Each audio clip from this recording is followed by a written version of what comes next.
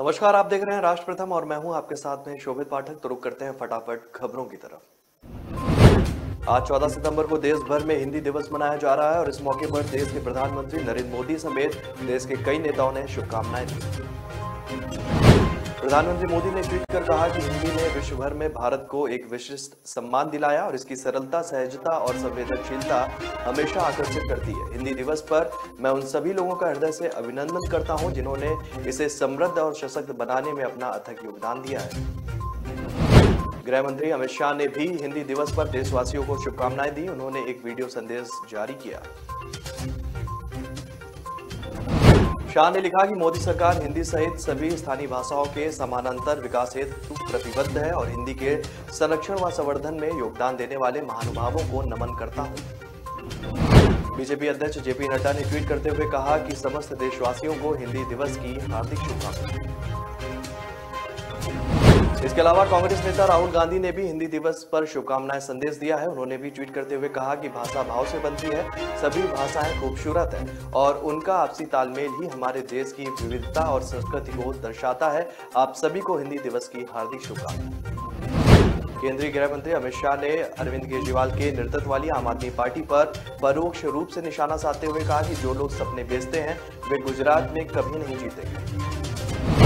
Digital तरीके से एक कार्यक्रम को संबोधित करते हुए शाह ने मुख्यमंत्री भूपेंद्र पटेल के नेतृत्व की सराहना करते हुए कहा कि सत्तारूढ़ बीजेपी 2/3 बहुमत के साथ गुजरात में एक बार फिर से सरकार बनाएगी। शाह ने भूपेंद्र पटेल के मुख्यमंत्री पद पर 1 वर्ष पूरे होने के उपलक्ष्य में गांधीनगर में आयोजित एक कार्यक्रम को संबोधित करते हुए कहा कि सपने बेचने वाले लोगों को गुजरात में कभी चुनावी सफलता नहीं मिलेगी। शाह ने कहा कि मैं गुजरात के लोगों को जानता हूं, सपने बेचने वालों को गुजरात में कभी सफलता नहीं मिलेगी क्योंकि जनता कभी उनका साथ नहीं देगी। जो काम करने में विश्वास रखते हैं जनता उनके साथ रहती है। शाह ने कहा कि मैं भूपेंद्र भाई से कहना चाहता हूं कि गुजरात की जनता बीजेपी के साथ है। मैं बहुत स्पष्ट रूप से देख सकता हूं कि प्रधानमंत्री नरेंद्र मोदी आपके नेतृत्व में बीजेपी आगामी चुनाव में एक बार फिर से 2/3 बहुमत के साथ सरकार बनाएगी। उत्तर प्रदेश के सीएम योगी आदित्यनाथ की अपराध के प्रति जीरो टॉलरेंस की नीति ने प्रदेश के अपराधियों की कमर तोड़ी। सत्ता संभालने के बाद से ही योगी सरकार का अपराधियों पर चल रहा है चाबुक। उत्तर प्रदेश के 12 जोन या कमिश्नरी में योगी सरकार का चाबुक जमकर चला। 66 महीनों में 4000 करोड़ से ज्यादा की अवैध संपत्तियां जब्त की गई। यूपी में अपराधियों के खिलाफ अभियान में अवैध संपत्तियों के जब्तीकरण में गोरखपुर टॉप जोन बना तो कमिश्नरेट में कानपुर टॉप पर रहा। बेगूसराय में हुए कांड के लगभग 24 घंटे बीतने को हैं, लेकिन अब तक इस मामले में किसी की गिरफ्तारी नहीं हो सकी और इसको लेकर बीजेपी सरकार को घेरने में लगी है। बेगूसराय में तो केंद्रीय मंत्री गिरिराज सिंह धरने पर ही बैठ गए। इस बीच बेगूसराय की इस घटना को लेकर बिहार के मुख्यमंत्री नीतीश कुमार की पार्टी की ओर से बयान भी सामने आया। जेडीयू प्रवक्ता नीरज कुमार ने अपराधियों को जेल के सलाखों के पीछे भेजने की बात कही। जेडीयू प्रवक्ता नीरज कुमार ने इस घटना को लेकर कहा कि बेगूसराय की घटना लीक से हटकर एक असामान्य आपराधिक घटना को अपराधियों ने अंजाम दिया है। ये दुखद, मार्मिक और चुनौतीपूर्ण है। ऐसी घटना पर राजनीतिक प्रक्रिया भी आने लगी है और जो स्वाभाविक है। गोवा में बीजेपी ने विपक्षी पार्टी कांग्रेस को बड़ा झटका देते हुए उसके 8 विधायकों को तोड़ लिया है। राज्य के पूर्व सीएम दिगंबर कामत और विधानसभा में नेता प्रतिपक्ष समेत 8 कांग्रेस विधायकों ने बीजेपी का दामन थामा। इसके बाद कांग्रेस नेताओं ने जहां एक तरफ भारतीय जनता पार्टी पर जोरदार हमला किया, वहीं दूसरी तरफ उन्होंने इस बात की भी आशंका जताई है कि उन्हें लालच या फिर ईडी का डर दिखाया गया होगा। कांग्रेस के सीनियर नेता जयराम रमेश ने बीजेपी को आड़े हाथों लेते हुए कहा कि भारत जोड़ो यात्रा की सफलता की वजह से कांग्रेस डर गई है। उन्होंने ट्वीट कर कहा कि भारत जोड़ो यात्रा की सफलता के कारण बीजेपी ने ऑपरेशन कीचड़ को तेज कर दिया। जयराम रमेश ने आगे अपने ट्वीट में लिखते हुए कहा कि बीजेपी इस वक्त परेशान है। भारत जोड़ो यात्रा को कमजोर करने के लिए डायवर्जन और दुष्प्रचार की दैनिक खुराक दे रही है। हम अडिग रहेंगे, हम बीजेपी की इन गंदी चालों को जरूर दूर करेंगे। मुख्यमंत्री अरविंद केजरीवाल ने एक बार फिर से बीजेपी पर हमला बोला है। केजरीवाल ने कहा कि बीजेपी के लोग ऑपरेशन लोटस हर राज्य में कर रहे हैं और विधायकों की खरीद फरोख्त भी कर रहे हैं।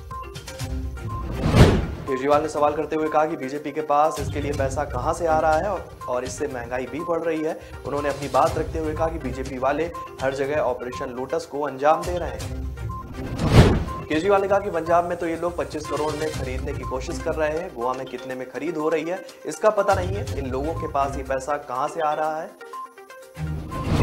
इसके अलावा अरविंद केजरीवाल ने दिल्ली में फ्री की बिजली पर एक नया नियम बना दिया है। नए नियम के मुताबिक अब उन लोगों को सब्सिडी मिलेगी जो इसके लिए अप्लाई करेंगे। इस बात का ऐलान खुद मुख्यमंत्री ने किया।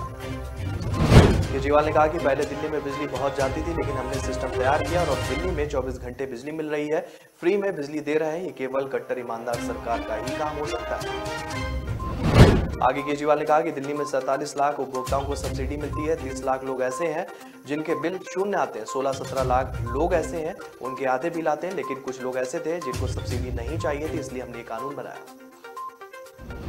कांग्रेस नेता राहुल गांधी का भारत जोड़ो यात्रा के दौरान केरल से पदयात्रा के पहले तिरुवनंतपुरम में प्रसिद्ध समाज सुधारक श्री नारायण गुरु को श्रद्धांजलि देने के लिए शिवगिरी मठ पहुंचे। वहां पहुंचकर उन्होंने सन्यासियों से मुलाकात की और संत श्री नारायण गुरु के आगे शीश भी नवाया।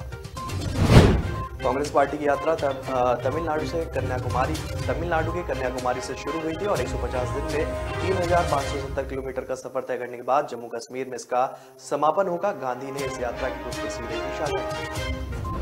तस्वीर साझा करते हुए लिखा कि महान आध्यात्मिक दार्शनिक और समाज सुधारक श्री नारायण गुरु की समाधि पर शिवगिरी मठ जाकर श्रद्धांजलि अर्पित की। राहुल ने लोगों के उत्थान के लिए अथक परिश्रम किया और महात्मा गांधी समेत कई स्वतंत्रता सेनानियों पर उनका प्रभाव भी रहा। अखिल भारतीय कांग्रेस समिति के संचार प्रभारी जयराम रमेश ने भी तस्वीरों पर ट्वीट करते हुए लिखा कि राहुल गांधी ने श्री नारायण गुरु की समाधि पहुंचकर उन्हें श्रद्धांजलि अर्पित की। मुख्यमंत्री भूपेश बघेल ने श्रीनगर के वडगाम जिले के, छत्तीसगढ़ के जांजगीर चांपा और शक्ति जिले के 60-65 श्रमिकों को बंधक बनाए जाने का मामला संज्ञान में आने पर जिला प्रशासन को जांच सौंपी।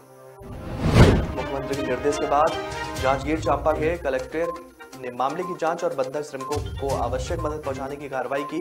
जिला प्रशासन जांजगीर चांपा और जिला प्रशासन वडगांव की संयुक्त पहल से वहां काम न करने के इच्छुक श्रमिकों को वापस लाने की पहल शुरू की गई। जिला जहांगीर चांपा और जिला शक्ति के लगभग 60-65 श्रमिक जम्मू कश्मीर के डोरागांव, चुरू और जिला वडगांव के ईंट भट्टे में अधिक रुपए कमाने के लिए गए हुए थे और श्रमिकों को भट्टा मालिक जमींदार द्वारा मजदूरी का भुगतान नहीं किया गया।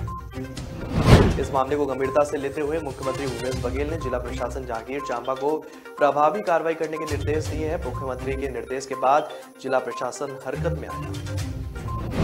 जिला प्रशासन वडगांव द्वारा एक संयुक्त टीम जिसमें प्रथम श्रेणी मजिस्ट्रेट, सहायक श्रम आयुक्त और क्षेत्रीय पुलिस प्रशासन की टीमें बनाई गई और इस संयुक्त टीम के द्वारा शिकायत पर 13 सितंबर 2022 को जांच भी की गई।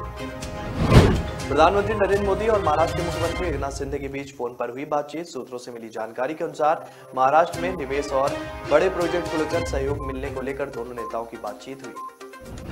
महाराष्ट्र विकास आघाड़ी शिंदे सरकार को वेदांता फास्कान कंपनी द्वारा अचानक गुजरात में निवेश करने का ऐलान करने के बाद घेर रही है और इस कंपनी के महाराष्ट्र में निवेश न करने से करीब 2.25 लाख करोड़ का नुकसान हुआ है।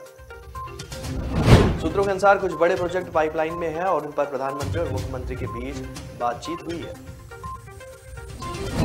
इटावा रामकथा में पहुंचे यूपी के पूर्व डिप्टी सीएम दिनेश शर्मा ने अखिलेश यादव द्वारा चाचा शिवपाल के लिए सदन में आगे की सीट देने को लेकर कटाक्ष किया।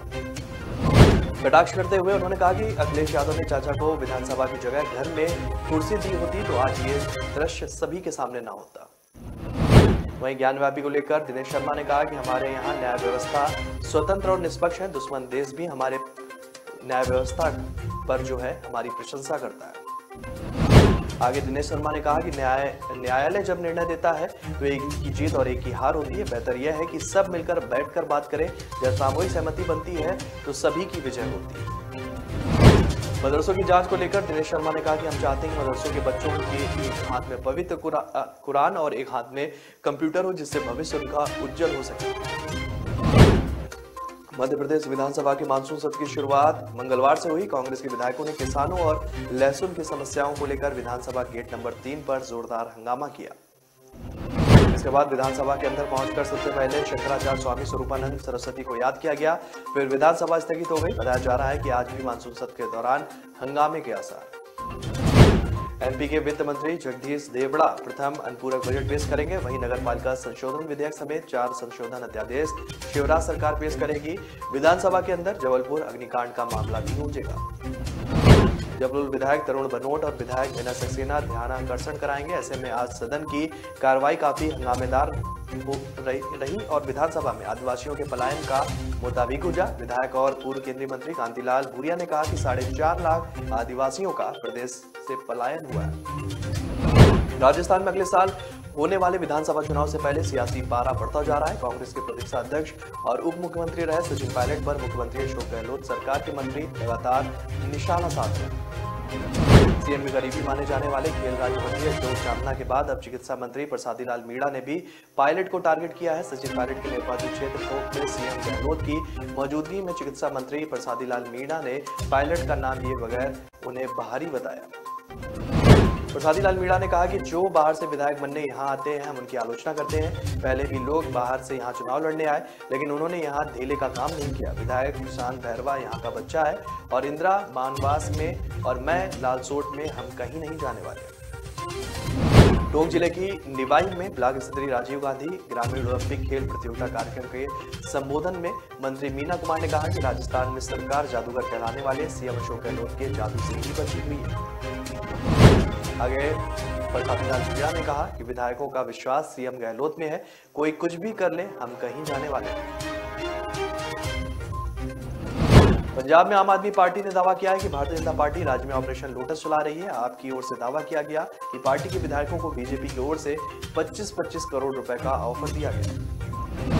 आपके पंजाब इकाई के चीफ हरपाल चीमा ने इस बाबत प्रेस वार्ता कर दावा भी किया था। इस बीच पंजाब में आपके विधायक राज्य के पुलिस महानिदेशक से मिलने भी गए। आपके विधायक खरीद फरोख्त के आरोप में पंजाब के डीजीपी गौरव यादव से मिले और अपनी शिकायत दर्ज कराई। हालांकि बीजेपी ने आपके दावे को झूठा बताया। आपने भी एक प्रेस वार्ता में कहा कि जहां लोग इनको सत्ता में नहीं लाते वहां सीबीआई, ईडी और दलालों के जरिए विधायकों को तोड़कर सरकार बनाया जाती है। आप नेता ने कहा कि मध्य प्रदेश, महाराष्ट्र और झारखंड के बाद दिल्ली में 800 करोड़ से सरकार गिराने की कोशिश की गई पर वो फेल हो गई। प्रेस वार्ता में हरपाल चीमा ने कहा कि जालंधर के विधायक शीतल अंगुराल की कल उनको धमकाया गया। कहा डीजीपी से फिक्सिंग में शामिल बीजेपी के दलालों की शिकायत और सबूत भी देंगे। आपके आरोपों पर बीजेपी की पंजाब इकाई के पूर्व प्रभारी ने कहा कि ये सभी दावे बेबुनियाद हैं। बीजेपी के पूर्व पंजाब प्रभारी दुष्यंत गौतम ने कहा कि यह कोई नया नहीं है। आम आदमी पार्टी इस तरीके से बेबुनियाद आरोप पहले भी बीजेपी सरकार पर लगाती रही है। तो खबर फटाफट में मेरे साथ इतना ही। आगे की खबरों के लिए आप बने रहिए राष्ट्र प्रथम के साथ। तब तक के लिए नमस्कार।